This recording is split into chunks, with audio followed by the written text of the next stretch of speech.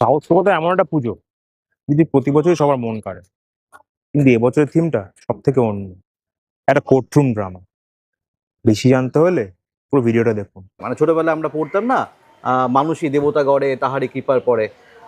তো মানুষের ভক্তির উপরে তো ভগবান তৈরি হয়। মানে আমরা যখন কোনো অসুবিধার সম্মুখীন হই, সেটা সেটা সমাধান সূত্র যদি খুঁজতে যাই, যখন সমাধান সূত্র পাই না, তখন কিন্তু ওই সূত্র খুঁজতে গিয়ে আমরা একটা লাইন ইউজ করে যে I will see in the court. তো সবসময় যে আমরা মানুষ বিচারকের থেকে একটা আশানুরূপ ফল পাই সেরকম হয় না। কিন্তু আমরা চেষ্টা করি বা আমরা আর্জি করি যে ভগবানের কাছে সেই প্রত্যাশা পূরণ যাতে আমাদের হয় এবং আমরা একটা আশানুরূপ ফল পাই।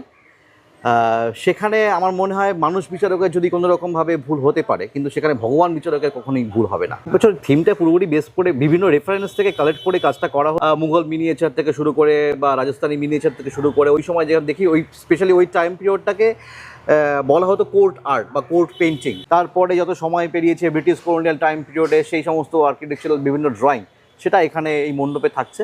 এবং খুব সাংকেতিকভাবে দেখানো হচ্ছে আইনের বিভিন্ন প্রতীককে, এবং সেটা সেটা এমনভাবেই দেখানো হচ্ছে যাতে মানুষ সহজভাবে রিলেট করতে পারে। আইনের যে দেবী, সেই আইডলটিকেও এখানে নানা রকমভাবে কিন্তু দেখানো হয়েছে। এবং শুধু তাই নয়, বিভিন্ন ধরনের ভগবানের, সেটা ভগবান বিষ্ণু হোক বা হনুমান হোক বা আদার্স দেবদেবী, তো তাদের একটা দরবার, সেখানে বিভিন্ন ধরনের দেবদেবী রয়েছেন। তাদের কাছে মানুষ আর্জিটা জানাচ্ছে একটা সাক্ষীর কাঠ গড়া থেকে।